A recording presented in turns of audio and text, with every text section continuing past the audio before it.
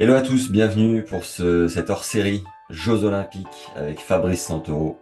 Déjà Fab, comment ça va? T'es en Corse là, ça doit aller?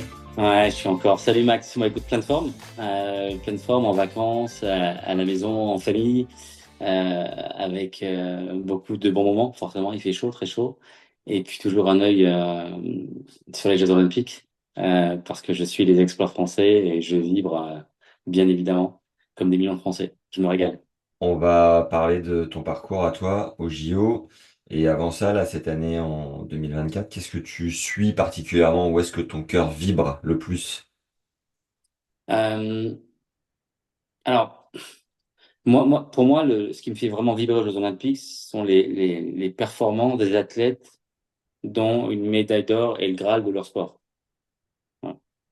Ouais, Je vais forcément moins m'enflammer sur des sports qui ont plein d'occasions au cours de l'année et presque chaque année de briller, que sur des titres olympiques en escrime, en natation, en judo, enfin tous les sports de combat, enfin en athlée, en gymnastique, enfin des disciplines qui sont pour moi fantastiques et particulièrement importantes lors des Jeux Olympiques. yes. Euh, Ce qui ne veut pas dire que je ne suis pas le tennis, mais parce qu'une médaille d'or olympique a une valeur, ouais, mais celui qui se ratera aux Jeux Olympiques en tennis euh, aura l'occasion de se rattraper à l'US Open dans un mois. c'est vrai. Ce qui n'est pas le Tu... cas, ce qui n'est pas le cas de la jeune fille qui va tomber de la poutre en gymnastique. C'est clair, c'est clair. Et donc forcément, ça me donne beaucoup plus de frissons de Ouais, voir ces sportifs qui ont une pression monumentale, bien plus importante qu'un Carlos Alcaraz qui vient de gagner Roland-Garros ou Wimbledon et qui jouera à l'US Open dans un mois. ouais, ouais, ouais. Mais Qu'est-ce que pour ça autant, m'a... qui serait ravi de repartir et de ramener l'or olympique en Espagne. Tu m'étonnes. Qu'est-ce que ça m'impressionne de voir un Léon Marchand ou, Exactement. la vététiste qui a mis 3 minutes, Léon qui met 6 secondes. C'est encore peut-être Ouais. plus impressionnant sur Léon, quoique la performance est, mais comme tu le dis, une telle pression, tant de temps attendu pour cette course, ce moment, ce C'est momentum, ça. ce geste, et réussir à claquer 6 secondes avec autant d'attente. Oh, qu'est-ce que Et c'est c'est fort. monumental. Et tu vois, hier soir, on était à la plage, on a dîné à la plage avec les enfants, etc. Et j'avais mis l'alarme sur mon téléphone pour ne pas rater la course de 20h30. Ouais, Et je l'ai regardé sur mon téléphone, mais j'étais comme un dingue, ah ouais, comme un dingue. tu m'étonnes. Ouais. Ah, c'est magnifique. Alors, pour revenir à tes participations à toi, la première a lieu en 92 à Barcelone. J'ai fait un épisode avec Marc Rosset qui a gagné ses JO. Ouais. Et c'était intéressant de voir comme votre parcours était un petit peu lié finalement cette année-là, mais on va y revenir. Euh, Déjà, est-ce que tu peux nous présenter pour toi les images de l'époque, quel âge t'avais, ou t'étais classé combien, si tu peux nous refaire le film de cette première participation pour toi. Alors j'étais un jeune joueur, un jeune homme, je n'avais que 19 ans. Euh, Première participation aux Jeux Olympiques, je débarque pour les accréditations, on se retrouve avec la Dream Team américaine de basket. Ok. Donc tout de suite, imagine le gamin sorti de sa province qui se retrouve dans un tel contexte avec les meilleurs athlètes au monde, dont beaucoup que j'admirais depuis de nombreuses années, en basket bien évidemment, mais en athlée, bon, bref, et dans d'autres disciplines. Ouais, Et j'ai pris conscience à ce moment-là en fait, de tout ce que je viens d'exprimer, tu vois, ces dernières minutes. C'est-à-dire que nous, enfin, moi, j'étais super content d'être aux Jeux Olympiques. J'étais un gamin et pour rien au monde, j'aurais dormi ailleurs qu'au village olympique. Je voulais vraiment ramener une médaille au pays, mais j'avais d'autres échéances à venir. Et là, je ouais, voyais des athlètes qui avaient, mais vraiment la boule au ventre et du mal, ouais, vraiment du mal à s'alimenter. Et Marie-Josée Pérec, par exemple, pour ne pas la citer, je me souviens avoir échangé avec elle sur des Jeux Olympiques, qu'est-ce que ça représentait, la difficulté qu'elle avait à s'alimenter, et elle s'en rendait malade, tu vois, juste avant les courses. ouais, Et, euh, il y avait vraiment ouais, une pression, une attente et une volonté de briller dans cette, pour certains, ces quelques secondes, ces quelques minutes qu'ils préparent depuis des années. C'était 37e mondial, je crois, voir, à peu près. Waouh, là, t'as bien préparé ton interview, hein, parce que moi, je me souviens plus du tout. Mais tu me disais juste avant qu'il fallait être dans les trois premiers français, c'est ça? Je ne me souviens pas des critères à l'époque. Je Ouais. sais juste que j'étais avec Guy et Henri. Et donc toi, pression particulière ou t'es détendu parce que comme tu le dis, il y a d'autres échéances qui arrivent après. T'allais jouer comment avant, sur terre, tout ça. Enfin, c'était quoi ton état Euh, d'esprit? j'avais, bi- J'avais bien joué avant. Pression particulière dans le sens où bah, c'est une épreuve que je découvre et même s'il y a d'autres événements après, il y a quand même la joie de se dire je fais partie de la fête et je suis dans le village olympique avec tout le monde.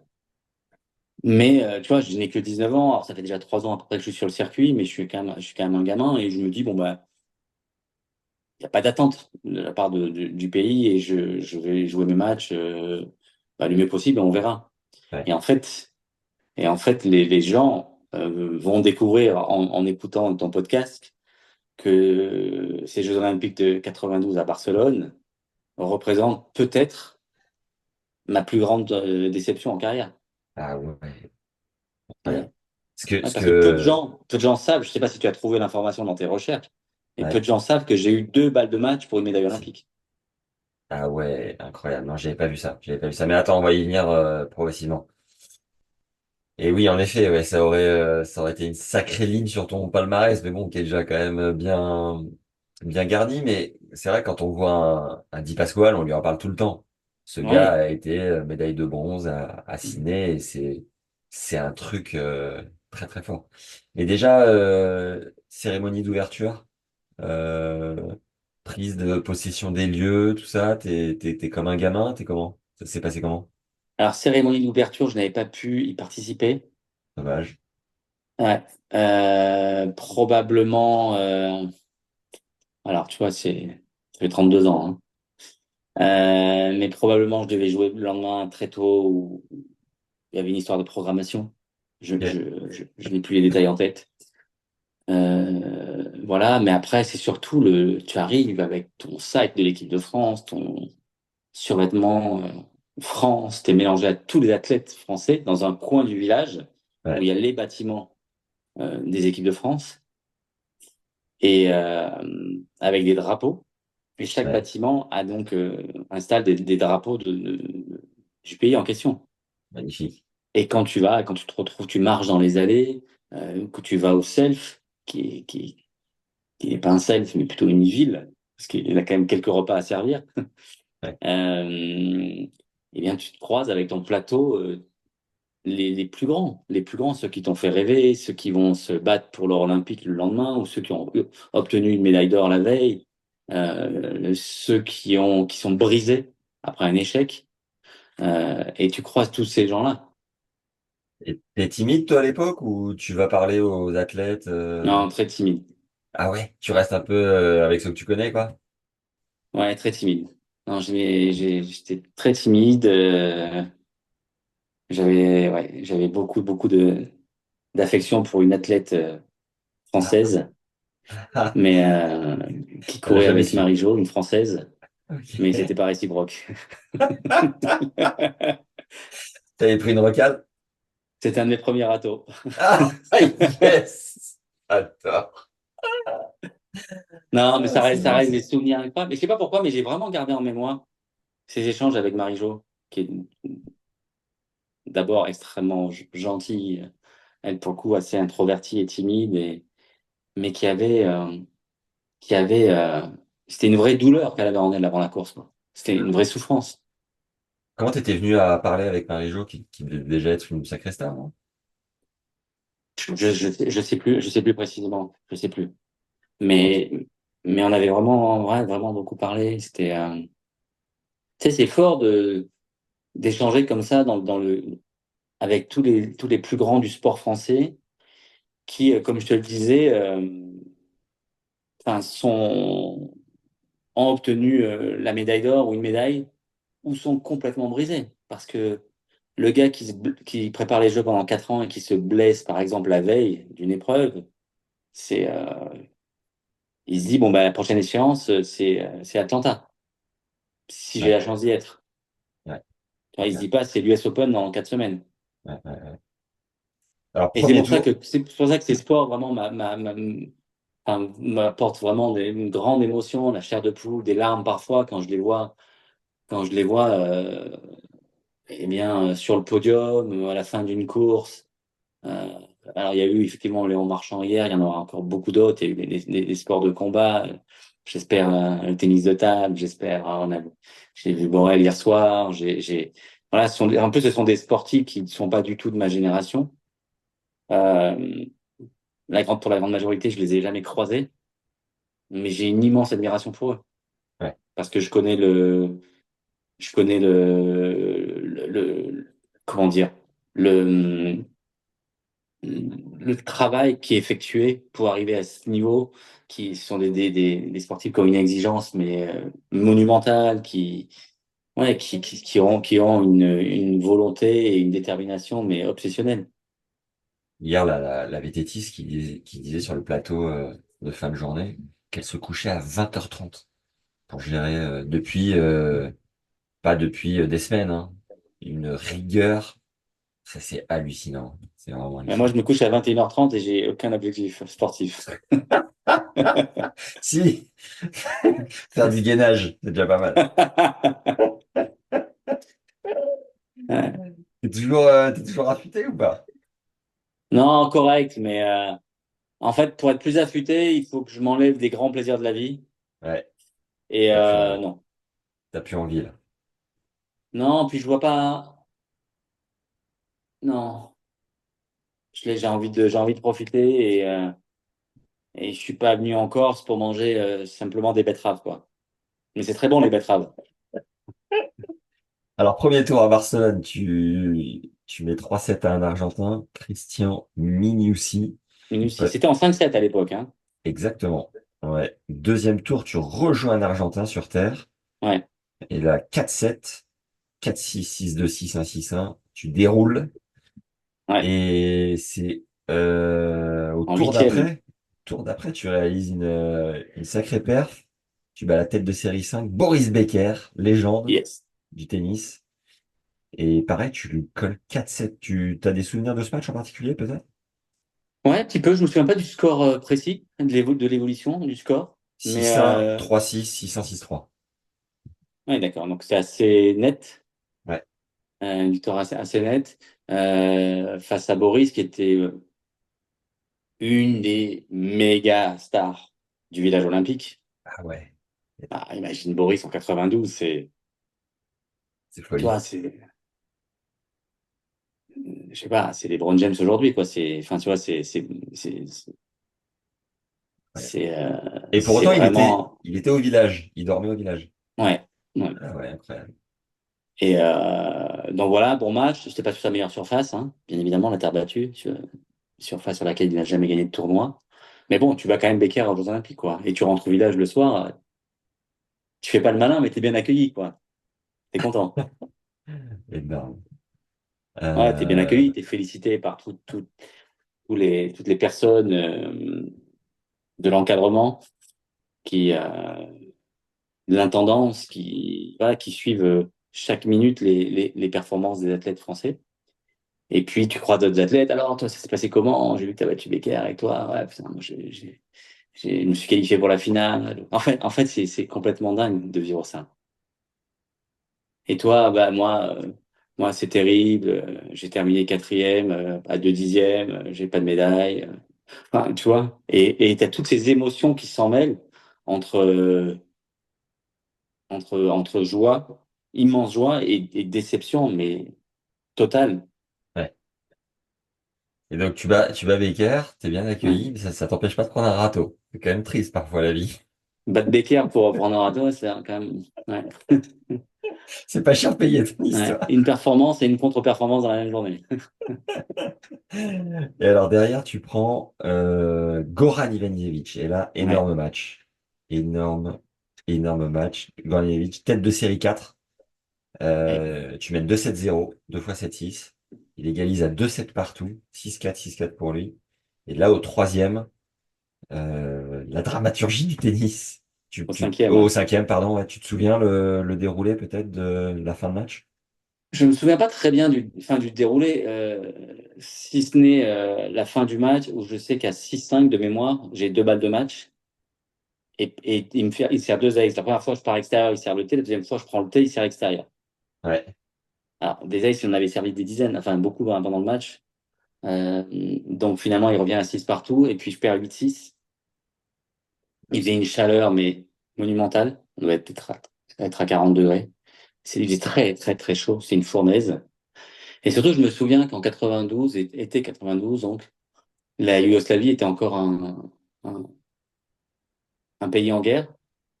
ouais, Et Goran avait une envie, mais très importante de ramener une médaille à son pays. d'accord. Voilà, donc à la Croatie. Donc il s'est battu comme un dingue, Et il quoi. s'est Encore battu, plus. vraiment, c'était ouais, pour amener une des rares médailles à son pays en guerre. Hmm. Voilà. Au moment Ah oui, où donc le pays s'est divisé entre avec la Croatie et la Serbie. ce match assurait une médaille derrière, parce qu'à l'époque, il n'y avait pas de match pour la troisième place, c'est ça? Exactement. Il y avait deux médailles de bronze en Ouais. 92. Je pense que ça a été supprimé en 96 ou en 2000, c'est sûr, parce qu'en 2000, il y a eu le match entre Federer et Di Pasquale pour la troisième place. Yes. Et alors, Marc Rosset m'expliquait que bah, tu lui avais rendu un grand service parce que Goran était cuit aux patates, comme on a coutume de dire, et qu'il avait pu le cueillir en 3-7 au tour d'après. Et Alors, il était cuit aux patates et surtout, il avait la médaille pour son pays en guerre. ouais, ouais, Je dis pas qu'il aurait bien évidemment préféré avoir une médaille d'or, mais en tous les cas, il ramenait la médaille à la maison, ouais. à la Croatie. Et voilà, donc il y avait ce sentiment pour lui de mission accomplie. Et voilà. Dommage pour moi. J'aurais été dans une autre partie de tableau où j'aurais, il n'aurait pas eu ces problèmes en Yougoslavie. Peut-être qu'à 2-7-0, et il aurait mis moins d'intensité dans la suite du match. Ouais, incroyable. Déjà à 19 ans, t'avais bien 19 ans, hein, c'est ça ce que tu nous as dit tout à l'heure? 19 ans, ouais. Ouais. Qu'est-ce que tu fais pas le double, hein, il me semble, hein? Je Si? fais pas le double. Non, à l'époque, je savais Non. vraiment pas jouer en double. Ok. Qu'est-ce que tu tires de ces JO? Tu pars avec quoi? Est-ce que tu fais une bonne bringue à la fin? C'est quoi pour toi la fin de la semaine, quoi? Ou de la quinzaine? Ouais, non, je pense pas je n'ai pas de souvenir d'une bringue à Barcelone, plutôt à Sydney. Ah, Mais bon, je repars avec voilà, avec des étoiles plein les yeux, plein d'images, plein de souvenirs, plein de discussions qui vont m'être utiles pour la suite de ma carrière. Et puis surtout, je me dis, bon, bah, je suis passé à un point, quoi. Un point d'une médaille. Et j'aurai d'autres occasions. Je n'ai que 19 ans, j'en jouerai d'autres. Et puis j'espère que je ramènerai une médaille à la France. Et en t'as, fait, je me t'as- suis plus jamais, par la suite, retrouvé dans cette situation aussi proche. ah, t'as mis du temps à le digérer? Ça a été dur pour toi ou pas tant que ça? Si, un petit peu, ça m'a. Enfin, si, ça m'a vraiment. Enfin, j'étais assez triste pendant quelques semaines, mais encore une fois, dans le tennis, tu repars au combat. Ouais. Et tu vois, il y a tellement d'occasions de rebondir que finalement, on est paramétré pour avoir cette faculté de rebond. Et celui qui rebondit pas, eh bien, il tombe. Il tombe très vite et c'est souvent la différence qu'il y a entre les champions et les très grands champions, c'est qu'ils ont, tu vois, des Federer, des Nadal, des Djokovic, entre autres, ils ont une faculté à rebondir, quelles que soient les déceptions. Ils peuvent prendre une énorme claque, paf, en quelques jours, c'est digéré, on se remet au boulot et on y va. Et donc voilà, moi donc à l'époque, je suis parti aux États-Unis, au Canada et l'US Open. Et puis surtout, je me disais, mais oh, ça va, j'aurai d'autres occasions. j'aurai d'autres occasions. Mais ce qui m'a le plus surpris, c'est que tout au long de ma carrière, dans des interviews, dans des discussions, etc., on m'a quasiment jamais parlé de de ces 2 balles de match, tu vois. 2 balles de match, c'est incroyable. Ouais. Ravi d'en parler aujourd'hui en tout cas. Ouais. 30 ans plus tard. Ouais, ouais, ouais. C'est vrai que derrière, alors attends, on est en 27, la semaine du 27 juillet. Moi, j'ai New Haven à partir du 17 août. Donc, t'as dû prendre peut-être une semaine de vacances ou un truc entre-temps. Mais tu fais demi-finale à New Haven, propre. Après, tu vas à Long Island, bon, tu fais First sur 2 lettres. US Open, deuxième tour. Et ouais, c'est vrai que ça enchaîne. Et tu reviens après à Bordeaux sur terre battue, mi-septembre. Tu joues ce Mais, bon vieux Cédric Pioline au deuxième tour. Ah, non, le mais tu vois, circuit. en tennis, c'est que tu pars de Barcelone, tu vas à New Haven, préparer l'US Open, et puis Bordeaux, et puis t'as Bercy en ligne de mire, et je termine Bercy, tu prends quelques jours de vacances, et tu dis aller l'Open d'Australie, et ça n'arrête jamais, en fait. Moi, j'ai fait 21 ans de carrière, j'ai l'impression que ça n'a jamais cessé. C'est Ouais, vraiment ce que je dis souvent, c'est la machine à laver, c'est le lave-linge en mode essorage. Voilà. Ça, ça tourne tout le temps. c'est dur. Oh, ça va être compliqué. 96, tu n'y es pas, parce que tu disais en off que c'était peut-être la moins bonne saison de ta carrière. Donc, t'es pas Exactement. dans le cut des joueurs sélectionnés. Mhm, mhm, mhm. Parce que tu rencontres ta femme à cette époque-là, t'as peut-être d'autres préoccupations. Et Ouais, en fait, on se rencontre en 95 et c'est vrai que bon, petite priorité bascule un petit peu à ce moment-là. Et je passe, on va dire, de la 25e place mondiale à la 100e. Et Ah donc ouais. 80, voilà, fin 95 et une grande partie 96. Ouais, 96, c'est ma plus mauvaise saison. Et en termes de volume d'entraînement, c'est quoi? C'est que t'avais vraiment un peu perdu le fil? Oui, enfin, je dirais que peut-être que je m'entraînais pas moins qu'avant, mais quand je partais en tournoi, j'avais moins envie de rester sur place. Ouais, ouais, je Donc, tu vois, comprends. tu es moins content de faire ta valise et de partir. Et comment tu t'es remis la tête à l'endroit? Fin 96, début 97, en changeant totalement de jeu, en m'entraînant avec mon père et en passant d'un style de jeu très défensif à hyper agressif, hyper offensif. En jouant le double, en Ouais. venant au filet, en enchaînant service volé, en tout ça. Mm. Donc, deuxième Olympiade, été 2000 à, à Sydney. Ouais, Euh, Pareil, est-ce que tu peux nous refaire un état des lieux? T'en es où? Je crois que bah, c'est l'année où tu... Non, non, non, rien à voir. Tu es 35e mondial à ce moment-là. Mais d'accord. comment tu te sens dans ta carrière? Est-ce que tu as quels sont Bien. tes souvenirs, quoi? Bien, 2000, je pense que ça reste plutôt une bonne saison, bien installé entre ouais, peut-être 25, 35, 40. Ouais, Ravi une nouvelle fois de participer aux Jeux Olympiques. Comme je te disais tout à l'heure, je dors au village parce que c'est là qu'on doit être. ok. Donc, je suis au village olympique. Pareil, tous les meilleurs sportifs français que je croise et qui sont dans leur bulle et qui ont cette échéance olympique. Et l'organisation est très différente par rapport à Barcelone, ça ressemble à quoi? Non, non, c'est un peu la même chose. Enfin, moi, le truc, c'est que j'ai vraiment aimé mes 3 Jeux olympiques. Ouais, Je pense qu'Atlanta était peut-être un ton en dessous, je n'y ai pas participé. Mais Barcelone, Sydney et donc Athènes ensuite, c'était vraiment 3 Olympiades réussies. J'ai toujours ces images d'échanges avec des sportifs français au pied du bâtiment qui rentrent de l'entraînement, ils rentrent d'une compétition, ils sont qualifiés, éliminés. Je crois que 2000 à Sydney, c'est Laure Manodou, si je me trompe pas. c'est possible. Je sais pas, j'ai pas l'info. Et il me semble, j'ai souvenir de discussions avec elle. Ok. Et je pense que c'était Sydney, pas Athènes. Voilà, et ouais, cette team France qui est présente, on est tous habillés pareil déjà. Ouais.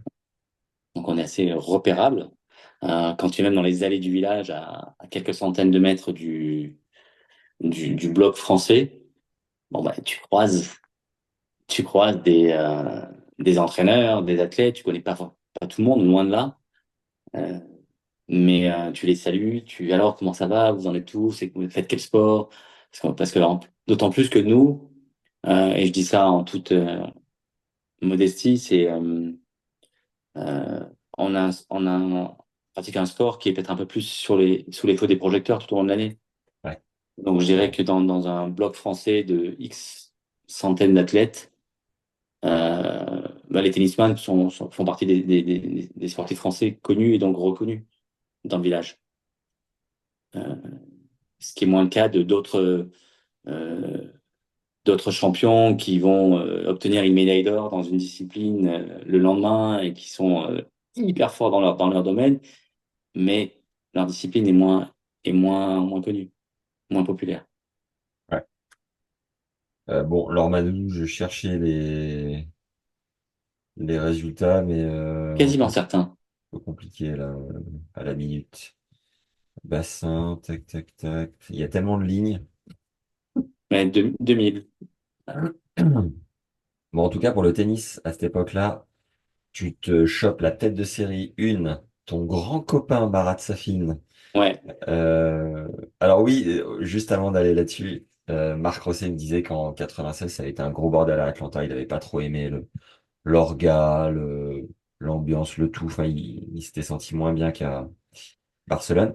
Et seconde info, première participation du tennis aux Jeux Olympiques, c'était juste avant 92 à Séoul, en 88, ouais. 88, du coup. Première fois que le tennis avait lieu là-bas. Et j'avais passé un petit coup de fil à Régis Brunet, qui a été ton agent, il me semble, hein, aussi à l'époque, Ouais, ouais, qui me disait que comme c'était seulement la deuxième fois que le tennis était présent au jeu à Barcelone en 92, c'était encore un peu à tâtons, c'était en insertion, on va dire. Et peut-être que, alors le tableau était moins fourni, par exemple, qu'à Melbourne. Et, euh, et bref, c'est un sport qui s'est structuré, qui n'est toujours pas forcément un sport vraiment qualifié de sport olympique, quoi, on va dire, mais qui a une vraie place. D'ailleurs, il y a une règle un peu bizarre aujourd'hui quand un joueur de simple se retire, je sais pas si tu as vu, comme Alex de Minaur hier, il doit être remplacé par un joueur de double. Et il peut pas être remplacé par un joueur de simple comme dans un tournoi du Grand Chelem ou ailleurs.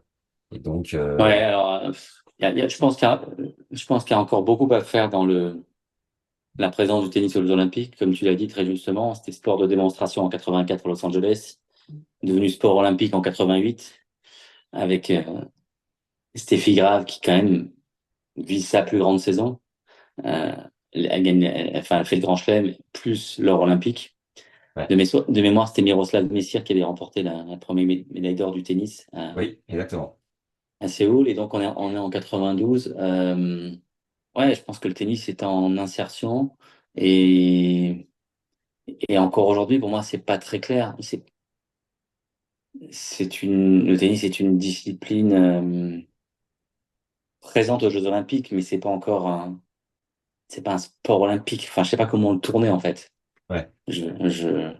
Et avant d'aller sur Ciné à fond les ballons, un souvenir en particulier, une anecdote, un truc un peu mémorable que tu avais vécu à Barcelone avec, tu me disais que tu étais avec Guy Forget et Henri Lecomte, un truc que vous avez peut-être partagé tous les trois ou avec quelqu'un d'autre. Bon, tu nous parlais de Marie-Josée Pérec. Il me semble d'ailleurs que cette personne qui t'a mis un râteau serait peut-être Christine Aron. Est-ce que c'est ça? Non, pas du tout. Là, Non, je suis vraiment naze. non, pas du tout. Dommage, bien essayé. Je l'ai trouvé. Ouais, Non, mais bien avec les essayé. gars, avec tes compères de l'époque, un souvenir en particulier, un petit truc marrant à nous partager? Non, mais je crois que Guy Henry avait vraiment le niveau, bien évidemment, hein, pour aller chercher une médaille d'or en double. Ouais, Et je me souviens plus de leurs résultats, mais il me semble qu'ils se sont ramassés en début de compétition. Je crois qu'ils n'avaient pas très bien joué les deux. ok. Je sais qu'on était accompagné par Patrice Agelower. Oh, le pâte, Ouais, c'est bon ça. exactement. Et alors, bah, je viens de trouver une autre info quand même. C'est un peu décousu, mais c'est pas grave. Laure Manodou avait 17 ans quand elle a gagné sa première médaille au jeu. C'était en 2004. Ah, c'était à Athènes alors? Ouais, ouais. Ok. Oui, 17 piges. Donc, t'imagines, 4 ans avant, ça aurait été Ouais. encore plus dingue. Donc Ok, c'était à donc, Athènes. Et donc pour Sydney. revenir sur ce que tu disais un peu plus tôt, lorsque De Minaur se retire, c'est Ebden qui joue, ça, ça fait pas du bien au tennis. Ouais. Tu vois, je veux dire, si on veut s'imposer encore plus comme sport olympique, cette règle doit évoluer. Et Djokovic lui-même l'a dit. Et alors, bien évidemment, pour lui, c'est un tour gagné et passé sans vraiment jouer. Hmm. Mais ça ne devrait pas se passer comme ça. Il aurait dû jouer, il devrait y avoir des remplaçants. Et même si c'est un joueur autre qu'australien, c'est pas gênant. Mais il faut un vrai joueur de simple. Ou un vrai joueur de simple australien. Ouais. Mais et ce n'est pas manquer de respect à Mathieu Ebden, qui est d'ailleurs un mec très sympa, très fort en double. Tiens, il n'avait pas joué de simple depuis 2 ans, je crois. Ouais, c'est ça. Il se retrouve sur le court Philippe Chatrier face à Novak. Tu vois, Ouais. ça me Alors, rappelle un peu la fois où on a joué ensemble au CN2, tu vois. Enfin, salopard. ça, tu pouvais pas y échapper, ça. Je me suis bien fait découper ce jour-là. T'es Alors, combien maintenant? Seconde série? ouais, je suis 4-6 là. Ouais, 4-6. Ok. Ouais. Je mène un set à break à 2-6 il y a une semaine. Ah ouais? Physiquement, je chute un peu après. Ouais. Énorme Ouais. ambiance pour le prof du club qui s'est remis la tête à l'endroit lui aussi et qui m'a découpé par la suite. Mais ça va, j'étais en Cannes, j'ai fait mes 8 matchs en 8 jours. Je veux dire, j'ai dû reprendre un peu la caisse, quoi. Ouais. Très bien. Fait marquant juste aussi, tiens, j'étais en train de les lire de ceux de l'année 2000, mais on va clore 92 là-dessus. Donc, Marc Rosset, 44e mondial, bat Jordi Arezé, 30e en finale et remporte à la surprise générale le troisième tournoi de sa carrière. Il élimine 5 têtes de série sur son parcours. Tac, tac, tac. Il y avait 131 joueurs de 56 nationalités différentes. À cette époque-là, seulement deux absences majeures étaient à signaler. Petr Korda, numéro 7, et Agassi, numéro 8. Euh, Plusieurs têtes de série moins à l'aise sur terre battue sont éliminées dès le premier tour, comme Stefan Edberg, Boris Becker, battu par un certain Fabrice Santoro, ou encore Michael Chang. Tac, tac, tac. Le bronze est partagé donc par Goran et Andrei Cherkassov. Pas vu de la semaine, Andrei. Ensuite, en 2000, on va faire le film au fur et à mesure, mais les absents du top 10 étaient le numéro 1 mondial de l'époque, Pete Sampras, André Agassi numéro 6 et Thomas Enquist numéro 7, sans raison particulière, car ils jouent le circuit avant et après les Jeux. Sympa les gars, corpo. Pas moins de 9 têtes de série sont battues dès le premier tour, dont un certain Marat Safin, alors tu nous racontes. Mais aussi Leighton Hewitt et Tim Edman. Tac, tac, tac. J'ai pas la surface. C'est joué sur sur dur externe, si je l'ai. C'est joué à Sydney sur le lieu du tournoi, donc Ouais. sur dur extérieur. Et alors, tu commences ton tournoi en prenant un 6-1 un peu sec d'entrée contre Marat, dont tu as été Ouais, la bête noire. Et derrière, tu inverses la vapeur, tu lui colles 6-1 à nouveau, ouais. puis 6-4 au troisième. Est-ce que tu l'as rendu fou comme d'habitude? Qu'est-ce qui s'est passé? Bah, en fait, enfin, j'arrive aux Jeux Olympiques et il y avait déjà un historique entre Marat et moi, parce qu'il il Ouais. m'avait jamais battu. Et Ok. il était sur une série mais monumentale, parce qu'il venait de gagner l'US Open. Après l'US Open, il avait pris l'avion pour aller à Tashkent, où il avait remporté le tournoi de Tashkent, Ouais. et il débarque à Sydney. Donc, si tu veux, il était Oui. intouchable. Ouais. Il avait vraiment, en finale du US Open, il avait gagné très facilement face à Sampras. Et bing, il arrive à Sydney, tirage au sort, il joue contre moi. Sachant que Et toi, tu avais fait first à l'US Open contre Daniel Nestor, 300e mondial, et ah, bien, t'avais pas d'autres matchs jusqu'au JO. Donc, t'étais pas dans la même ouais. spirale positive, on va dire. mais j'avais cet ascendant psychologique face à Marat. Voilà. Donc il y avait un gars super en forme et un gars moins en forme, donc moi. Mais dans le face-à-face, je savais que lui n'était pas ravi de me jouer. Ouais. Et donc, voilà, le match, un set pour lui, un set pour moi, c'est s'équilibre. Et je passe ric-rac au troisième set. Mais, voilà, mais gros, gros combat. Et Tu c'est une terrible étais, désillusion pour lui parce que la Russie misait beaucoup sur une médaille et puis il était un peu, ouais, il semblait un peu invincible depuis quelques semaines. ouais. Et off record, mais record quand même. Ouais, Je t'avais je t'avais proposé d'enregistrer un podcast pour, je sais plus, c'était un anniversaire de ta victoire quand tu l'avais battu à Roland et ouais, que tu nous expliques un peu la tactique mise en place et tout et un peu par humilité, je dirais. T'avais refusé, t'avais décliné moi ma proposition de dire je me vois mal expliquer comment ouais, j'ai comment je fourré lui ai ma fait casser rate. des raquettes, tu vois. En fait, Marat, il y a une histoire qui est plus importante que ça. Déjà, c'est quelqu'un que j'apprécie beaucoup, qui est hyper gentil, qui est drôle, qui est détente, qui est agréable à fréquenter. Ouais, Euh, En plus, c'est un génie, ce qu'il a fait en tennis, c'est extraordinaire. Mais il avait ce blocage psychologique face à moi. Et oui, bien évidemment, j'avais des armes pour le faire déjouer, euh, que j'ai jamais voulu expliquer. Mais au-delà de ça, je pense que si c'était un peu posé, s'il avait pris un calmant avant d'entrer sur le terrain et pas un double expresso, je pense qu'il aurait trouvé des solutions. s'il Mais avait il était laissé tellement ses agacé quand il cousines jouait à la contre moi. maison, ah ouais, tu l'en es dingue. Ok, donc tu gagnes 6-4 troisième. Donc là déjà, on est sur un format réduit, hein, c'est plus les 5-7 de l'époque. Exactement. Deuxième Exactement. tour, tu joues Fernando Vicente et la grosse bataille. 6-1 pour toi, 7-6 pour lui au deuxième, 7-5 pour toi au troisième. Tu te souviens d'une image en particulier? Ouais, Fernando, c'était un joueur espagnol qui avait une très bonne main, Robert Chippé, mais un coup droit enfin, fantastique, il mettait la balle où il voulait, et très fort dans le petit jeu, et c'était un combat extrêmement physique. Donc je suis sorti de ce match, après les 3 sets face à Marat et les 3 sets face à Fernando, j'étais complètement rincé. Ouais. Fernando Vicente qui coach depuis des années André Roublev, Hmm. qui le suit, je sais pas, à hauteur de peut-être 45 semaines par an. Tu comprends 54 comment semaines par an. tu comprends comment est-ce que toi tu comprends comment un mec qui a vécu le circuit comme toi pendant 20 piges dans la machine à laver dont tu parlais en mode essoreuse arrive à s'enchaîner, à s'enquiller autant de semaines dans Moi, l'après-carrière je, quoi. moi, je dis respect. Après, je dis respect, mais après, ça dépend aussi.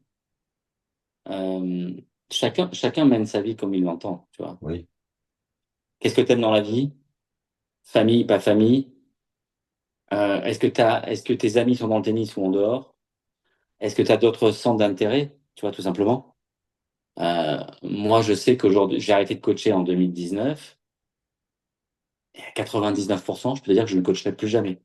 Mm. Et pourtant, ça fait partie des choses les plus sympas que j'ai effectuées depuis la fin de ma carrière.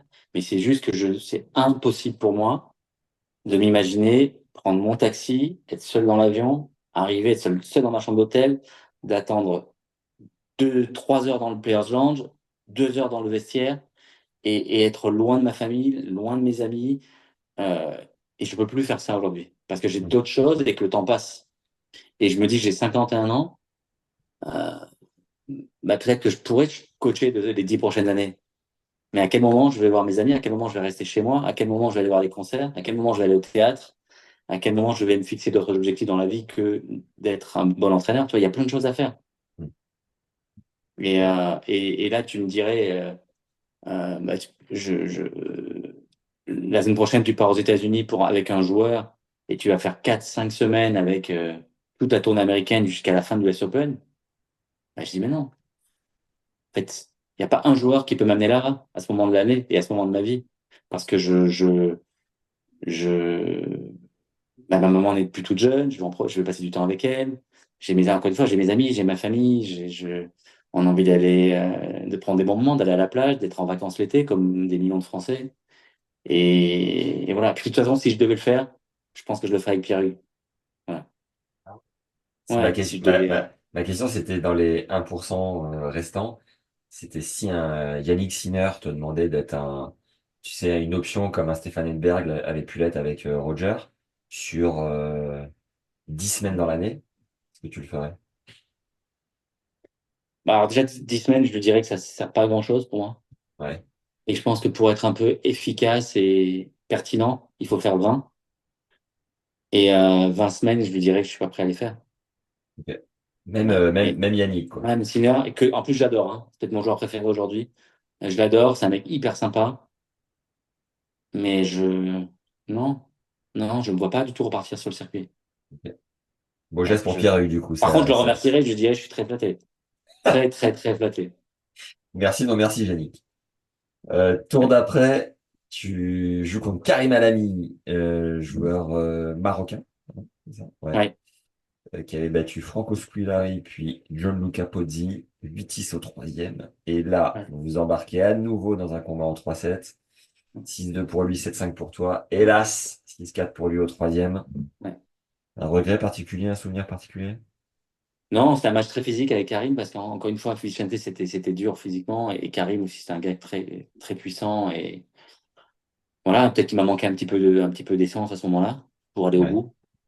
Mais bon, c'était un match difficile, hein. Karim était un très bon joueur et voilà, donc l'aventure olympique se termine à ce moment-là pour moi. En double, un truc, t'avais joué le double à ce moment-là ou pas? Je ne sais même pas. Je J'essaye de crois me pas. mettre sur le tchac tchac tchac. Je pense pas. Alors en double, simple dame, non. Alors à noter quand même hein, sur le simple dame que euh, je pensais qu'on avait une Amélie qui était quelque part, mais visiblement non, je me suis emballé. Non. Bon, RAS. Sur les mecs, j'ai que la fin de tableau. Je sais même pas ce que les Français ont fait. C'est super. Je n'ai rien. J'ai Nathalie Dechy de l'autre côté qui perd contre Céleste, Julia Lar de QGIS qui perd contre Barbara Chette, toutes les deux en huitième de finale. D'accord. Venus Williams qui gagne la médaille d'or contre Elena Dementieva en finale et Monica Seles pour la place de troisième contre la locale Jelena Dokic. Bon, bref. Sur les mecs, on est... Qu'est-ce qu'on a d'autre chez les Français ou à noter de sympa? Ah, on a Leighton Hewitt qui fait first contre Max Mirny. Ça devait être assez frustrant pour lui à Contre domicile. qui? Max Mirny, Ok. tête de série 4, Leighton, compliqué. Arnaud Clément qui bat Greg Grudzetsky au premier tour et perd contre Alex Correggia au second, 6-4, troisième. Dommage. Et tchac, tchac, tchac. Qu'est-ce qu'on a d'autre? Juan Carlos Ferrero qui bat Arnaud Deep Ah non, pardon, non, n'importe quoi. Arnaud qui bat Juan Carlos, donc le coach d'Alcaraz, en quart de finale du col 2 et 1. Oh, la Waouh. vache. Et il perd. Donc Arnaud, on va faire son parcours. Il a Nicolas Kiefer au premier tour, 4 et 3, propre. Tête de série 9 en plus. Vladimir Volchkov, 2 et 2 au deuxième. En Cannes, le Arnaud, 7-6, 7-6 contre Magnus Norman, propre. 7-4, 7-2, on adore. Puis 2 et 1 à Juan Carlos, Ferrero. la fusée en train de décoller. Et hélas, il s'arrête contre Yevgeny Kafelnikov, tête de série 5 à l'époque, 4 et 4. Yevgeny qui gagne la médaille d'or, il me semble, hein, Ouais, mais j'ai plus compris. contre Tomias. Tomias Ok. qui bat Roger en demi. Et donc la finale était en 5-7, elle. Et Kafelnikov gagne 6-3 au cinquième contre Tomias. Et Arnaud, pour la place de troisième, s'en sort en 3-7 sur Roger. 7-6, 6-7, 6-3. Magnifique. Incroyable. On adore. Quel bonheur. Incroyable. Et donc, tchac, tchac, tchac. Voilà, bah, c'est bien pour les jeux de 2000. Un souvenir en particulier, une bringue, une anecdote. Ouais, Euh, grosse bringue à la fin des jeux avec Arnaud. ah oui, tu l'as dit tout à l'heure. Ça s'est passé où? Saint-Kilda au bord Ah non, pas du tout, vous êtes à Sydney. Et dans le centre. Centre de Sydney. Ouais. Très bien. Des rencontres, un Non, pas de souvenir en rencontre, mais particulier. euh, Une gueule de bois de 2 semaines. Ouais, une gueule de bois. Moi, je j'ai jamais été, comment on appelle ça? Alcoolisé dans ma vie. Ok. Bourré, tu vois? Ah ouais, Bourré, t'arrivais à voilà. faire la fête en buvant de l'eau, quoi. Ouais, ouais, bien sûr. Mais là, j'ai jamais. Mais je sais que ce soir-là, j'avais bu quelques verres Ah, ok. et j'étais pas bien, D'accord. pas suffisamment entraîné. Ok. Derrière, t'enchaînes à... Alors attends, ça c'est le 18 septembre. Bon, tu laisses un peu de temps parce que tu joues à Vienne en octobre, le tournoi d'après. Donc pareil, t'as dû peut-être digérer le décalage horaire retour d'Australie. Voilà.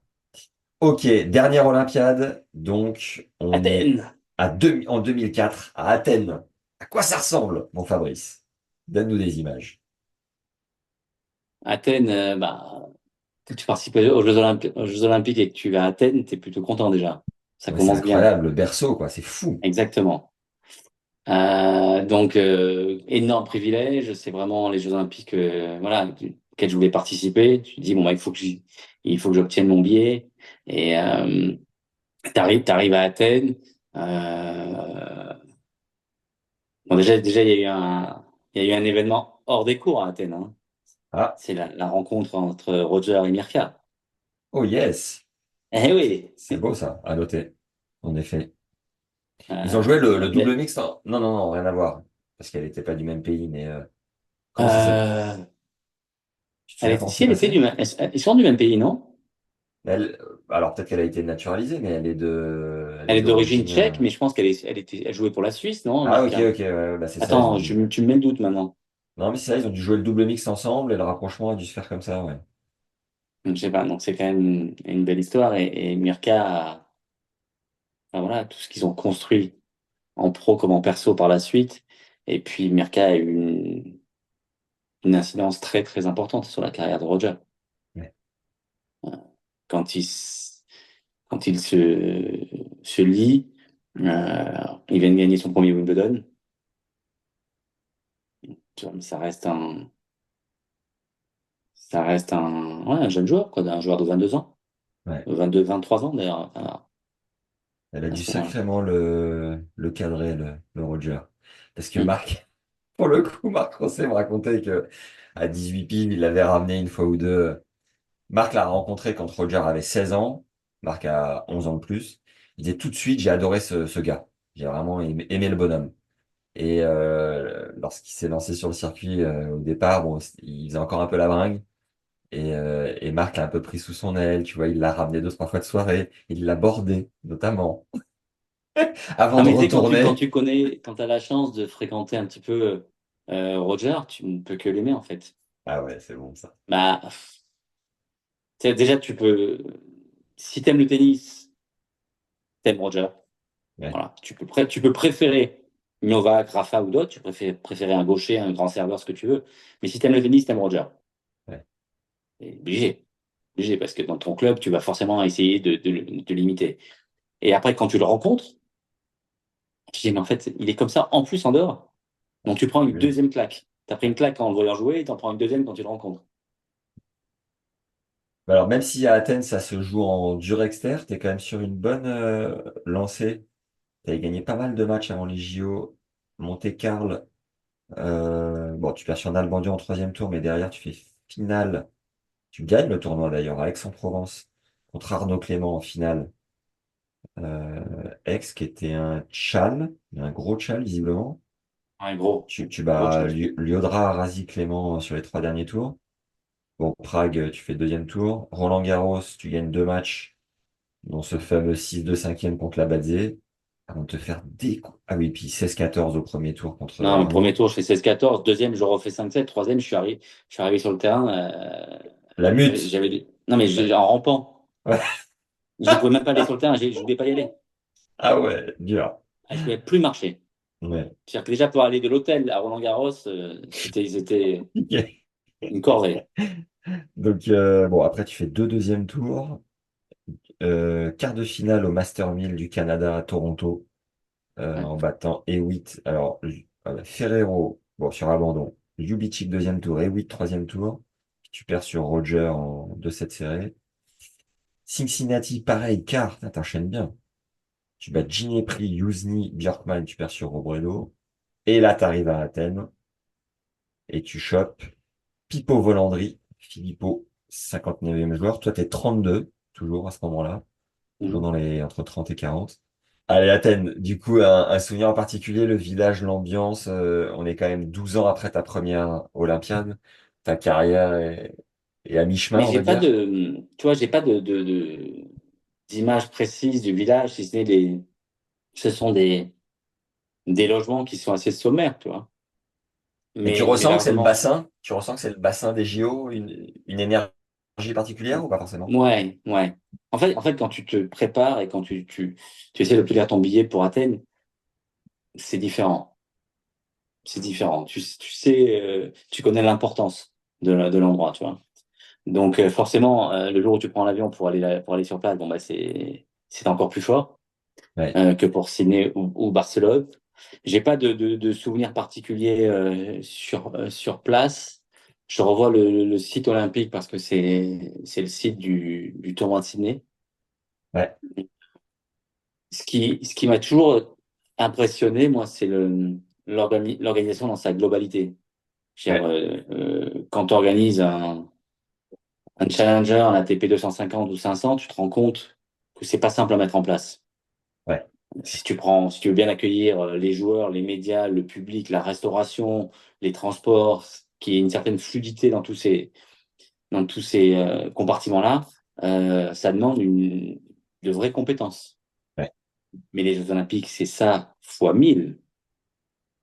Mais c'est fois 1000 au niveau des athlètes, au niveau des médias, au niveau du public, au niveau des infrastructures, ouais, à tous les niveaux. Et tu te dis, mais les transports, pour que tout soit orchestré parfaitement, qu'il y ait une certaine fluidité aussi. Il faut pas que les athlètes soient coincés dans les transports. Un transport, si tu fais pas 4 kilomètres en 1 heure et demie, tu hmm, vois, parce que tu es coincé. Donc tout ça, ça représente. En fait, je me demande même comment c'est possible que ça soit aussi bien organisé. Alors oui, il y a toujours des gens qui sont critiques et qui vont dire oui, mais là, un jour, il y a eu ceci, ou un jour, il y a eu cela. C'est comme sur la cérémonie d'ouverture qu'on a vue il y a quelques jours. ouais, Et c'était génial. moi, je dis, mais bravo, bravo, bravo, bravo. Et Tony Estanguet, je le trouve formidable depuis le début, depuis qu'il a pris son poste. Je le trouve exceptionnel. Voilà. Alors, encore une fois, on peut toujours dire, là, il aurait dû dire ça, ou là, il n'a pas fait ça, parce que c'est dans les gènes des Français de critiquer, et on va toujours insister sur le truc un peu pas suffisamment bien ou qui n'a pas fonctionné. Hmm. Mais moi, je dis bravo Tony Estanguet, je dis bravo à la cérémonie d'ouverture. C'était fantastique. Alors cette Bref, année-là, donc pour revenir sur ces Jeux d'Athènes, ouais. moi, les souvenirs que je garde de mes 3 Olympiades, c'est bien organisé, quoi. Il faut les servir, des dizaines de milliers de repas Tu m'étonnes. avec de la cuisine du monde entier, des cultures, des religions, des végétariens, des véganes, des allergiques au gluten, des gars, tu peux pas te rater. Ouais, T'imagines si demain, il y a une énorme gastro dans le village olympique? Non mais imagine le truc. ouais, ouais. Calvaire. Ça peut arriver, hein. Je veux dire, ça arrive parfois sur des bateaux de croisière, hein. Alors, cette année-là, tête de série 1, Roger, tête de série 2, Rodic. Il y a pas mal de Français aussi. Il y avait toi, Arnaud Clément, Seb Grosjean et Grégory Caraz. Incroyable. Qui Incroyable, perd je sais pas 7-5, ça. qui perd 7-5 troisième sur Marcos, qui a été wildcard. Et toi, donc, tu fais deuxième tour. Tu bats Volandry et perds contre Tommy Robredo, 6-4 troisième. Ouais. Dommage. Qui Cette était un année, adversaire compliqué pour moi. Ça a toujours été un adversaire difficile. ok. Ouais. L'or est remporté par Nicolas Massou. Incroyable. Deux Chiliens ramènent deux médailles. Hmm. Gonzalez, médaille Massot. de bronze. Massou, médaille d'or. Et Mardy Fish, médaille d'argent. D'ailleurs, pour la troisième place, Gonzalez gagne 18-16 au troisième contre Tyler Duns. 16-14 d'ailleurs. Et Nicolas Massou, 6-4 cinquième contre Mardy Fish. Hmm. Une anecdote, un souvenir, une recale, un râteau, une bringue, un truc à Athènes. Non, la déception de ne pas avoir eu une médaille en double. avec Ouais, Mika. C'est mon seul souvenir qui malheureusement n'est pas un bon souvenir parce qu'avec Mika, on était vraiment, vraiment joué très bien en double. On avait entre guillemets peur de personne ouais. et on visait l'or, quoi. Vous perdez en quart sur Ancic Lubicic, 9-7 Ouais. troisième. Bon, très, très difficile. Hein. Dur à Angelique avaler. Lubitschik en double, quand tu as une balle de break, tu sais qu'il faut la saisir parce que la suivante, elle sera dans 3 ans, tu vois. Tu Donc, m'étonnes. ouais, c'est compliqué. Ils Oh, servaient extrêmement bien les deux. Et puis, il y avait pas que des services. Hein. ouais. Donc, je pense on n'a pas eu la. Ouais, c'était un tirage extrêmement difficile. Et en fait, troisième médaille ramenée par le Chili au tennis, Ouais. puisque González Massou ont été médaille d'or en double. Incroyable. Non, mais c'est Incroyable. incroyable ce qu'ils ont fait. Incroyable. Fou. Contre Dingue. Kiefer Schuttler en finale. Chez les femmes, tac, tac, tac. Justine Hénin ramène l'or, Amélie ramène l'argent, Alicia Molik, l'Australienne, le bronze. Quatrième place pour Miskina et en double, chinoise, l'or, Conchita Martinez et Juano Pascual, l'argent et le bronze. Paola Suarez, Patricia Tarabini, magnifique. Ok, on a fait le tour. Et donc derrière, 2008, c'était où? 2008, c'était Pékin. Pékin, ouais. 2008, t'as pris ta retraite déjà? Non, non, non, t'as pas pris ta retraite encore en Non, je 2008. partais de ma retraite, mais j'ai pas été sélectionné. La raison, je m'en souviens pas. J'imagine que j'étais pas suffisamment bien classé, qu'il y avait Ok. d'autres Français devant moi. Ça me paraît, c'est aussi simple que ça, à mon avis. Hmm. Et c'est imparable. Une place au JO, une place au JO se gagne sur le terrain. Et je pense que j'ai pas eu de résultats suffisamment bons pour être du voyage à Pékin. Ok. Et puis Euh, 2008, en plus, on est sur alors, je sais plus qui avait représenté la France, mais forcément, il y avait la nouvelle génération avec Joe, Gaël, Richard, Gilles, certainement. Et les places étaient, voilà, je devais pas être dans les 3, 4 meilleurs Français. tu vas regarder cet après-midi, Rafa Djoko? Ouais, j'ai mis une alarme. Comme hier soir, j'ai mis une alarme pour Léon Marchand. Ouais. Et là, cet après-midi, j'ai mis une alarme pour Rafa et Novak. Tu vas regarder le match entier ou tu vas parcourir? Non, mais là, étant donné que notre entretien a duré 1 heure et demie, si je regarde le match entier cet après-midi, je vais passer de sales vacances. Non, mais je pense que je serai un peu sur mon téléphone, on va peut-être aller un peu à la plage. Mais j'ai mis une Yes, alarme, je vais regarder.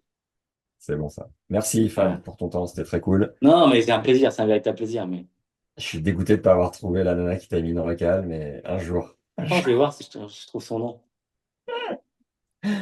Ah, j'ai parcouru Google Images, j'ai googlé, il n'y a rien qui sort, il y a Antoine Dupont qui sort, ça va pas du tout ça. J'ai mis coureuse française, Jeux Olympiques Barcelone. Il n'y a que du Marie-Josée Pérec. C'est quoi, elle courait le relais avec Marie-Jo? Ouais, ouais, je viens de trouver. T'as trouvé direct? J'ai tapé son nom, hein, c'est pas très compliqué. Hein. Floria Gay? Non, c'est beaucoup plus récent ça. Non, mais une française. Muriel Urtis? Non. Oh là là, tu l'as toute citée. Je sais pas. Allez, merci Fab, bonnes vacances, bon JO et à la prochaine. Ciao Max, c'est un plaisir. Ciao, ciao, merci beaucoup. Ciao. Ciao, ciao, merci.